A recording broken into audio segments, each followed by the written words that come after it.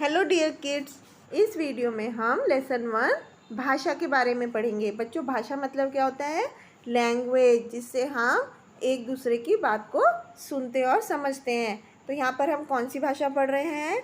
यहाँ पर हम हिंदी भाषा पढ़ रहे हैं। तो यहाँ पर बच्चों एक चित्र दिखाया गया है, पिक्चर बनी हुई है, जिसमें आप देख रहे हैं कि एक बच्ची अपनी माँ से प्रश्न पूछ रही है, मम्मी ये क्या कर रहे हैं? और उसकी माँ जवाब दे रही है बोल करके कि बेटी ये व्यायाम कर रहे हैं। और यहाँ पर एक बोर्ड पर लिखा हुआ है फूल ना तोड़ें। और ये दोनों बच्चे इशारों से एक दूसरे को चुप रहने का संकेत दे रहे हैं। तो इस तरह से इस पिक्चर में अलग अलग तरह से कुछ बातें बताई गई हैं कि सबसे पहले एक लड़का दूसरे लड़के को संकेत के द्वारा चुप होने को कह रहा है, इशारों से चुप होने के लिए बोल रहा है। और लड़की बोलकर बात कर रही है और उसकी माँ सुनकर उसका जवाब दे रही है। और फूल न तोड़ने के लिए लिख कर बताया गया है। तो इस तरह से बच्चों अपनी बात को कहना और दूसरे की बात को समझना, इसी को हम भाषा बोलते हैं। भाषा बच्चों कितनी तरह की होती है, जिसको हम भाषा के रूप बोलते हैं। भाषा के 3 रूप होते हैं। पहला होता है सांकेतिक, जिसमें कि हम संकेत के द्वारा मतलब इशारे से या हिंट करके अपनी बात को समझाते हैं या समझते हैं। और दूसरी होती है मौखिक भाषा। मौखिक मतलब ओरल, जिसमें कि बोलकर और सुनकर एक दूसरे की बात को समझा जाता है। तीसरी होती है लिखित भाषा, जिसमें कि लिखकर और पढ़कर बातों को समझा जाता है। तो इस तरह से सांकेतिक भाषा में अपनी बातें इशारे से की जाती हैं। जैसे कि यहाँ पर आप देख रहे हैं पिक्चर में, ये बेड पर बच्चा लेटा हुआ है, यहाँ पर इशारे से उसकी माँ उसको समझा रही है। और यहाँ पर आप देख रहे हैं ये पुलिसमैन झंडी दिखा करके इशारा कर रहा है कि ट्रेन जाने के लिए। तो इस तरह की भाषा को हम सांकेतिक भाषा बोलते हैं।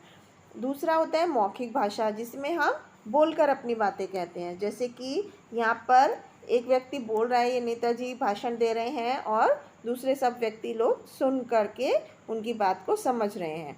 इसी तरह से दूसरी पिक्चर में ये बच्चा बोल करके कुछ बात अपने पिताजी को समझा रहा है। तो इस तरह की भाषा को हम मौखिक भाषा बोलते हैं। इसके बाद तीसरा रूप जो भाषा का होता है वो होता है लिखित भाषा, जिसको हम रिटन लैंग्वेज बोलते हैं। जैसे हम अपनी नोटबुक में लिख करके काम करते हैं। तो जैसे आप यहाँ देख रहे हैं कि एक बच्चा यहाँ पर लिख रहा है और दूसरा बच्चा यहाँ पर पढ़ रहा है या कंप्यूटर में लिख रहा है। तो जब एक व्यक्ति लिखता है तो दूसरा व्यक्ति उसको पढ़ करके उसकी बात को समझता है। तो इस तरह से बच्चों हमने देखा कि यहाँ पर हमने 3 तरह की भाषाओं का समझा। लेकिन जो सांकेतिक भाषा होती है उसका पढ़ाई हम व्याकरण में नहीं करते, क्योंकि संकेतों से हम अपने सारी बातों को दूसरों तक नहीं समझा सकते। इसलिए भाषा के हम 2 ही रूप मानते हैं कि एक मौखिक और दूसरा लिखित। तो इस तरह से बच्चों हमने इस लेसन में क्या क्या चीज़ें सीखी कि अपनी बात को कहना और दूसरों की बात को समझना, इसी को हम भाषा बोलते हैं। और भाषा के 2 रूप होते हैं, मौखिक और लिखित। अब हम कुछ एक्सरसाइज करते हैं। जैसे कि यहाँ पर कुछ पिक्चर बनी हुई है और इसमें बता रहे हैं कि यहाँ पर भाषा के किस रूप का प्रयोग हो रहा है। तो यहाँ पर आप देख रहे हैं कि ये पुलिसमैन लोगों को बोलकर बता रहे हैं। तो यहाँ पर ये कौन सी भाषा हो गई? बोलकर बताने वाली मौखिक भाषा।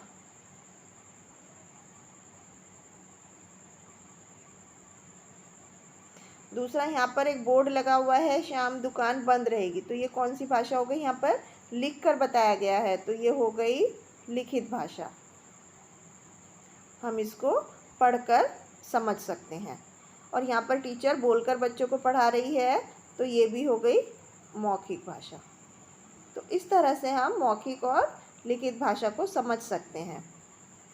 इसके बाद बच्चों यहाँ पर हमें सही चित्र को देख करके सही आंसर को मार्क करना है। जैसे यहाँ पर ये बोलकर बताई जा रही है अपनी बात इस पिक्चर में।